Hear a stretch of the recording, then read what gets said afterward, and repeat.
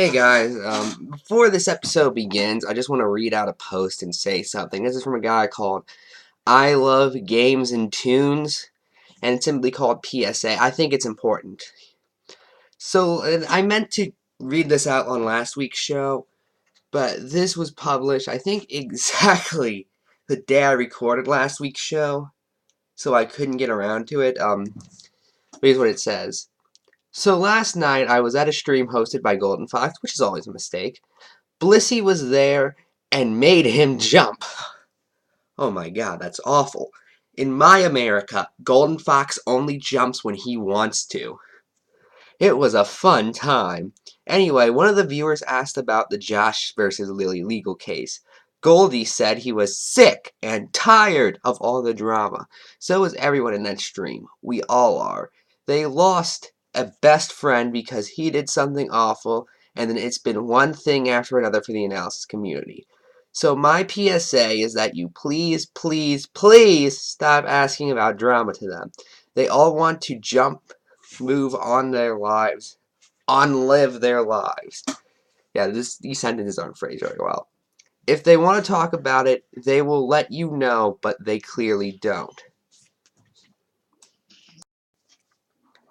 To be clear, you shouldn't make your favorite content creators talk about drama, or even your least favorite, mainly because it's much more fun for people like me when they actually think what they're saying ahead of time, and it just reveals so much more in the end. I know I'm making jokes, but seriously, don't do that.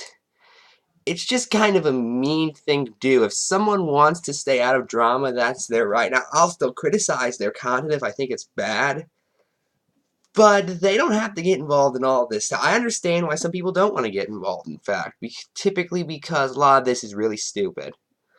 In the same way, no one should force Golden Fox to jump, no one should force you to get involved in brony drama that you don't want to. So with that said and done, coming at you. I heard a noise. I don't know what it is, and it's scaring me. Okay, this time I'll do it right. I'm leaving that in, by the way, because just you have to see it. Coming at you from a bulletproof bunker just outside of Celestia's castle, it's Equestria Redacted. And by the way, do you like this show? Are you also interested in politics? Well, you could normally watch the Ephrom Josine show, but maybe you also like writing. And if so, I encourage you to check out my blog down below, the Ephrom Report, where I will write 3 columns a week starting this Monday. They'll be on Monday, Wednesday, and Friday. So go read that if you're interested in that kind of stuff. Let's start with the episode review, and oh god. Look, I know I was really hard on Parent Map last week because it was awful, but if I cannot tell you for sure what the most annoying episode of the series is. But I guarantee you if I were to make that list, non-compete clause, this week's episode would be up there. This is the worst episode of the season so far. And mind you, I thought the previous entry was last week's episode. The show just has not been good recently. So, at the School of Friendship, Fluttershy keeps getting Teacher of the Month. And both Rainbow Dash and Applejack also really want that role because Fluttershy is the only one who gets it. Now, it is because of that Twilight Sparkle, who is supposed to be the smart one, gives them both control over a teamwork-related friendship lesson. They're going to have a field trip, which involves Appleshed, later canoeing, and then hiking and getting lost. I'm not making this up. The entire time they're either arguing or desperately trying to agree with each other, and it just gets annoying. There were a couple times I did laugh, mainly at the beginning, when Twilight asks who's better for the importance of teamwork, and Piggy says, Fluttershy, Rarity, me, Spike, a flower pot, she actually holds one up. Or when they're trying to agree about going around in circles, that I actually thought was kind of funny. But the entire episode was just annoying because it was just these two either arguing or trying not to argue so hard. Just, who thought this was funny or entertaining or not annoying? What makes it even more confusing is at the beginning of the episode, they say Teacher of the Month is chosen by student vote, and yet the entire time they're arguing to allow Twilight to allow them in. The students even say that Twilight should consider it. So does Twilight choose it, or do the students? And if so, and if it is Twilight, then that's kind of mean to just give one of your friends it every single time. And for that matter, how many months has this thing been open? We see like 11 pictures there. Has this school really been open for a year? If so, how come none of the students' age? I'm nitpicking, I know. Do months work the same way in Equestria? Like, even if they just said student of every this many moons or something. That would have been annoying, mainly because moons is a horrible scale of time, which I'm happy the show dropped it. But at least it would have meant something. At least I couldn't sit there and go, well, wait, how old are they? Just, this episode bothers me. But now let's move on to the news. Our first story involves a man named Zachary Weiner, aka Voice of Reason, where as he goes by on DeviantArt, where what we'll be covering takes place, Henmo24. Now, I have no clue what Henmo is. So I decided I'd Google it, and I got a guy named Sirva Henmo from a Norwegian Wikipedia page. Let's read. I had the page translated, don't worry. I wasn't going to try and read Norwegian, or whatever the language of Norway is. Sverrir Henmo is a Norwegian children's and youth book writer. Henmo is an educated sociologist and varied occupation backgrounds, including from the Institute of Mentally Disabled Children, as a kindergarten assistant, and as a seminary worker, and as a teacher.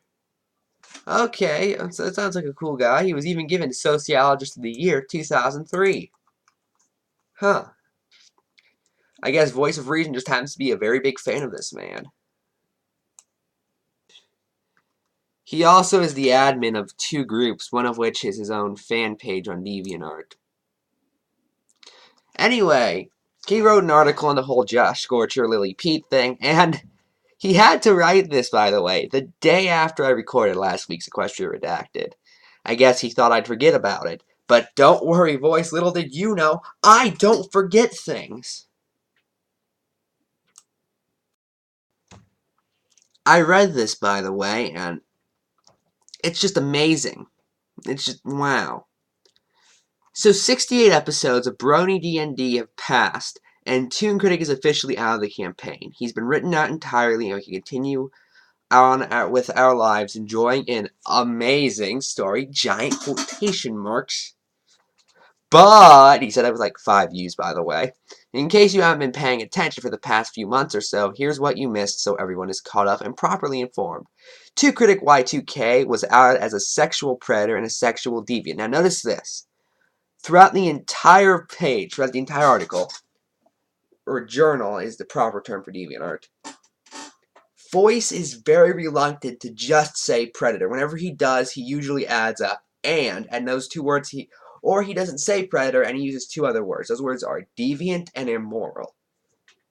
Here's the thing with those. Deviant, immoral, and predator all mean very different things. Deviant typically means you like something weird sexually that's usually not liked by most people. Someone with a bondage fetish, for instance, may be considered a deviant. They aren't a predator. Immorality means literally nothing. It just doesn't. Predator means you are actually harming people. Okay? Now, this could be considered immoral. However, really, morality is entirely subjective. So what could be, while it is true that I do consider harming immoral, it still could encompass pretty much anything someone doesn't like.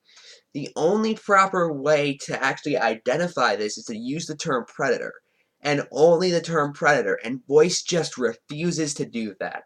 I don't know if it's by accident or if he's attempting to muddy the waters, but either way, it comes off as very intellectually dishonest.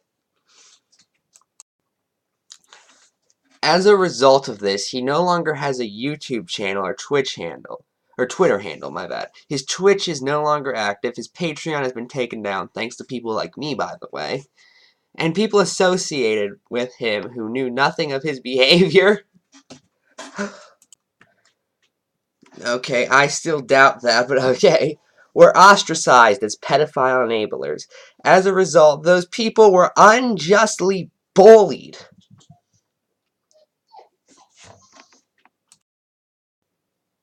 Let me explain something to Voice of Reason. In order for you to be bullied, there has to be a power dynamic. One side has to have more power than the other, and therefore force the first side to do something they would not normally do, such as silencing, for instance. No one has more power than you or your friends in the community. And the ones who did were either on your side or silent about this. No one was bullying you. They looked at what you did and unsubscribed. Here are his examples of bullying, by the way. Were losing subscribers and Patreons for their handling of the situation. Oh, I cry for you. He goes on to repeat this bullying point in the next paragraph, by the way. Then again, it was very blindsiding for a lot of the bigger names in the Brony community. I still don't believe that, mind you. In particular, Josh Scorcher and Dr. Wolf. You know, the forgiveness ones. Unlike certain bullies on the internet, "Aw, Pookie, I'm so sorry you lost subscribers and Patreons because you were friend with a pedophile." I will not be using their actual names. Scorcher is open about what his name is, so doing so seems kind of I mean, his first name is literally in his username. If you do use their real/full names in the comments, I will remove your words and mark it as spam.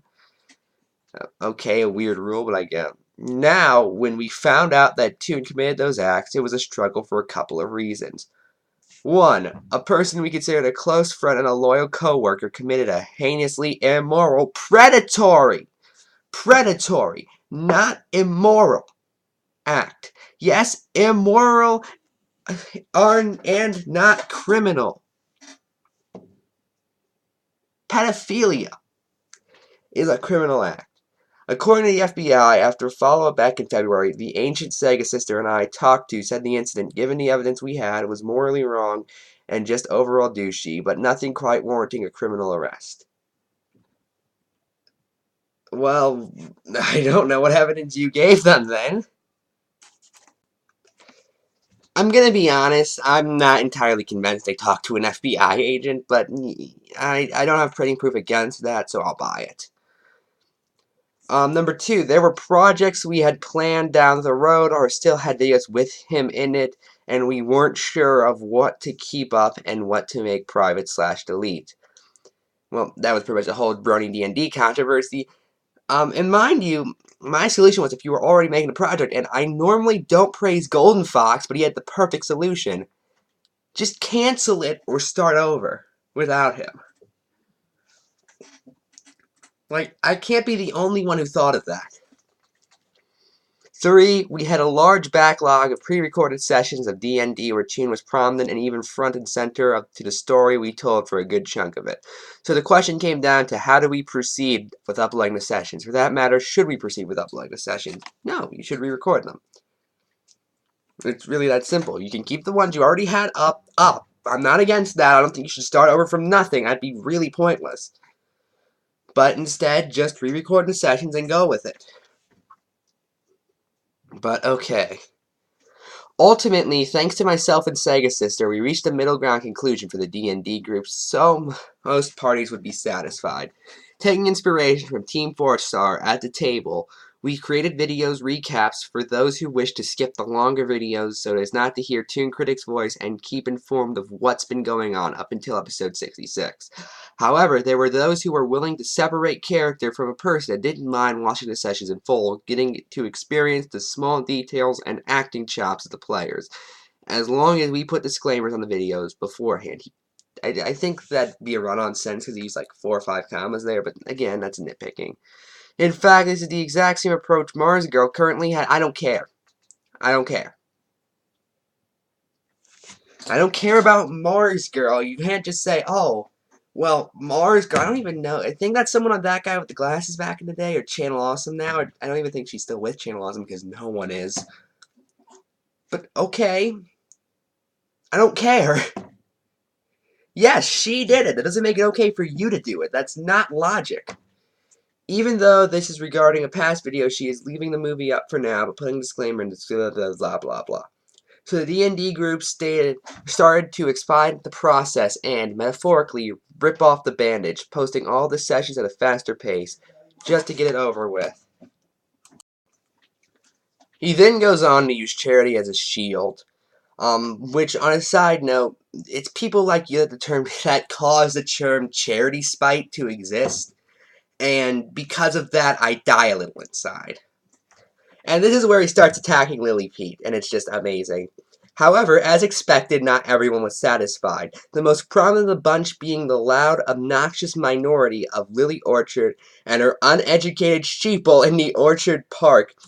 What's that? Oh my god, you disagree with me? Well, clearly you're just not thinking freely, because if you were freely thinking, you would be part of my collective. Hello, I'm individual number 872B of the Individual Collective. I'm really sick of this talking point.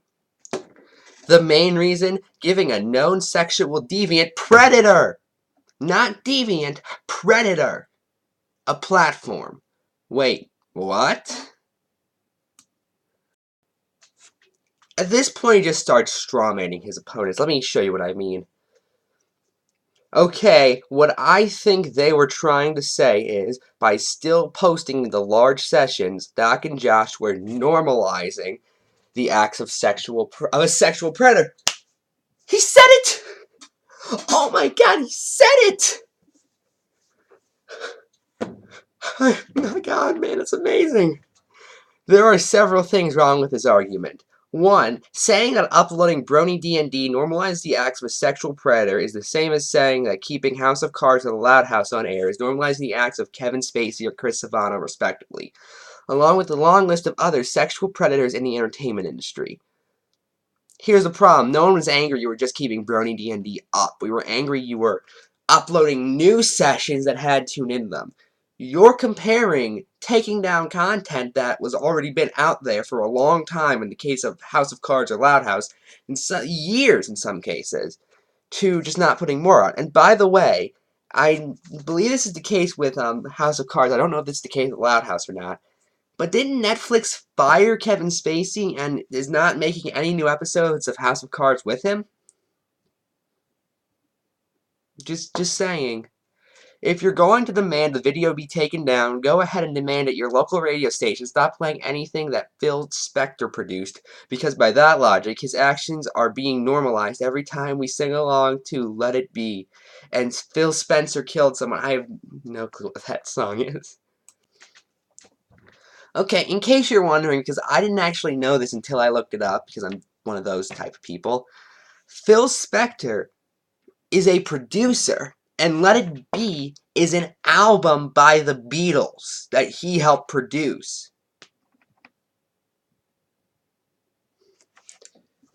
Am I the only one who sees how this is intellectually dishonest? No one's angry that the guy behind the camera was a predator. We were angry the guy who was front and center was. I keep going back to intellectually dishonest, but there's no better term. Liar, maybe? I could also accuse you of strawmanning or making things up. Unless you genuinely thought Phil Spector sung that album, in which case you're just objectively wrong. But even then, Let It Be came out in around the 70s. Spector wasn't convicted for murder until 2003, over 30 years afterwards. Again, you are just strawmanning your opponent. He then goes on to make the point that many of the people in the sessions condemned Toon, which isn't entirely wrong, but let's look at who's in Brony D&D. Both Josh and Wolf, in fact, Josh the Dungeon Master, and may I remind you, both Josh and Dr. Wolf were talking about forgiving him. Remember that one? Finn just sort of made it about him, his entire apology, and so did Bliss, and the others I don't recognize entirely, or I didn't see their videos, so I'm not entirely sure. But remember, I talked about a lot of those videos. It was in Toon Critic's friends desperately try to disown him while being as soft as possible. It was before Equestria Redacted started. And I remember how many of them were just sitting there going, guys, this makes me feel bad. You think I'm going to forget that just because, oh, you said it didn't happen, therefore it didn't happen? Really? You have not met me or know this show very well. I mean, I know you know who I am because your girlfriend, Sega Sister, has talked about me on her blog before. So you have to have at least some idea who I am. But in case you don't, hi, I'm Ephrom, and I don't fall for that. Mind you, I was calling out Toon Critic for over a year before anyone else did. Mainly because it wasn't very hard to figure out. Like, seriously, all you needed to do was know where to look, and I happened to. But, okay, here's some more. I started to skip some of this because I could go on for like an hour if I wanted to. We knew not everyone would be satisfied with the decision, but we gave the option of what to do. Even so, we must assume everyone is watching and must be informed accordingly. Then why did you write this journal if everyone was informed? See, FCC versus Pacifico Foundation. Yes, you are legally allowed to do this. That's not a very high bar to reach, but congratulations. What you are doing is not illegal. You want me to get you a gold star for that? Just have a giant... At least you aren't a criminal. Give me a break. And mind you, his argument here is that people chose to watch the video, but in that very same paragraph, his argument against Lily Pete is that she told people they could or should downvote the videos. And then says this, that doesn't sound like a choice. Yes, because, as we all know, whenever Lily Pete says something, all Lily Pete fans are automatically required to do it. Otherwise, Lily Pete will come to their house personally and, I don't know, insert your own verb here. I know. I'm a Lily Pete fan, and it happens to me all the time. It's really annoying. Here's some more. Lily and her faction, since late January, have harassed all of the members of Brony D&D group and close former friends of Toon Critic in the name of social justice. You could even say we're warriors of social justice, huh? His audience was thinking it. For all the victims of his, even though plenty of them have asked them not to, preferring to speak for themselves. Google appealed to authority fallacy to see how much I care. Or if I wanted to get about as dramatic as the community, I could say Google Stockholm Syndrome and brainwashing to see how much I care. But I'm not that dramatic, usually.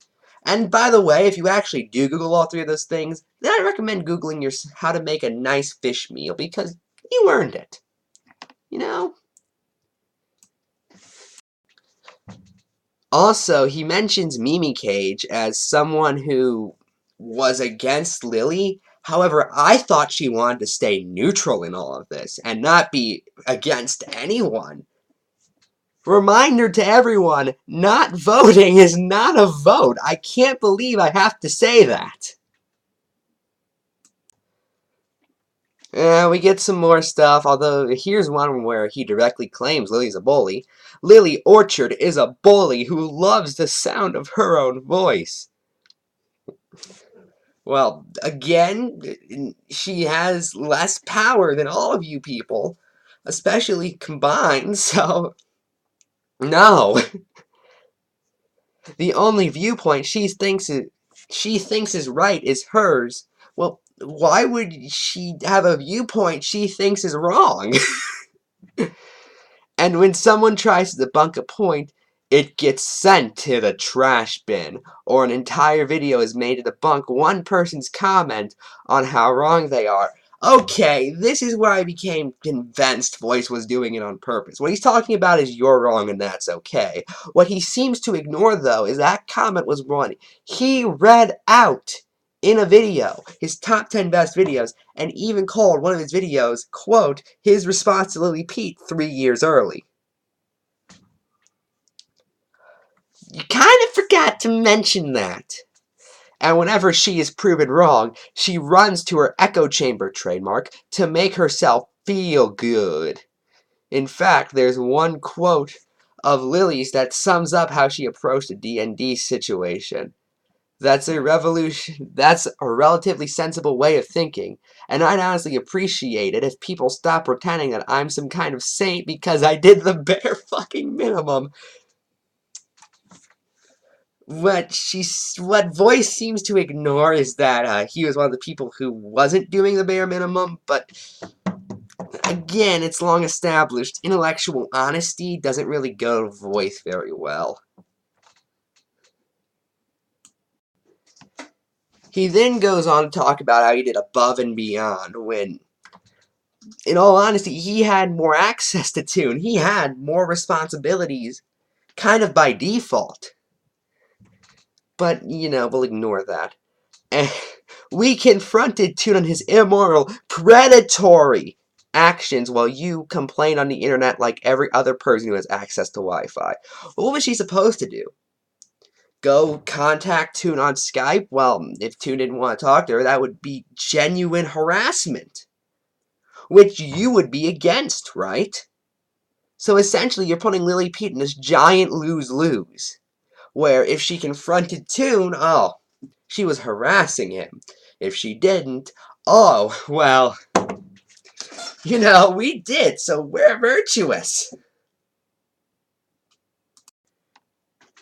You did nothing, absolutely nothing. Wait, no, less than nothing, because instead of informing the proper authorities, how do you know she didn't? You have no proof of that. And even then, she's in an entirely different country, it'd be kind of hard to. You harassed and heckled completely innocent people for daring to associate. Why did you put that in quotations? You did associate with him several times. With a deviant predator, or even speaking out against you, saying that they don't need you speaking for them. Your new little crony, Zane Russell, even suggested that Josh should go around FBI and police and weed out the... Okay, quick question. Is Zane Lily Pete? Is he? As far as I'm aware, no. So I don't care what Zane did, believe it or not. Also, you say Zane promoted vigilantism in those tweets? That's just a lie. He said Josh should acknowledge the problem, acknowledge and say, kill the person, which is actual vigilantism, are not the same thing. And even then, for Josh to actually do vigilante justice, he'd have to go around and murder people in the fandom. Which, to be clear, if he does do that, I'm against that, okay? So, again, what do you want? Here's some more lies. And need I mention that you, Lily, knew about what he did to Patchwork for almost a year and yet did nothing about it until you could profit off of it. Downright lie, she made posts on Tumblr about it. And you wanna know how I know? Because I took that information and made videos about it. Yeah, it's almost like I disprove basically everything. Speaking of profit, last time I checked, Glass of Water, Blame, and Groom, as well as its addendum, are still monetized. You are, indeed, profiting off of drama. Yet you receive no scorn. Then what was that sentence? And Mad Munchkin gets hounded because her video accidentally makes money on it. That's not why we were angry. We were angry because she turned off monetization, implying she thought it was wrong, but yet left links to her stores in the description, so she was still making a profit. If she had just said, I'm not against profiting off of these videos, I wouldn't have had an issue. And I'd have told you, I'd have been right alongside you, that everyone who did have an issue was an idiot. You're just, I don't even know what you're doing. At this point, you're lying is the best way to put it. But wait, you say, don't speak for me. You can't even get your own thoughts right. How do you know that Lily's not using the money she's made off those videos to help the victims? Well, if she is, that's great. If it weren't for the fact that Lily condemned Dr. Wolf of doing... Nobody's made this argument, by the way. I shouldn't even bother having to read it. One last thing. He called the post God Save the Queen, and I'm not entirely sure why. Anyway, this episode is about a half hour now. So I really don't have time to cover any more stories, but you know what, I'll throw in a quickie real quick. Dear Horse News, Jack Nolan and I Love Kim Possible a Lot are not the same person. That's really all I have to say about your newest article. And I was going to end this with a reading from Jack Nolan's book, but one, this is getting long as it is, and two, his book's just not very interesting, honestly. I pretty much said everything I needed to last week. So that's it. I'm Ephrom, and good night.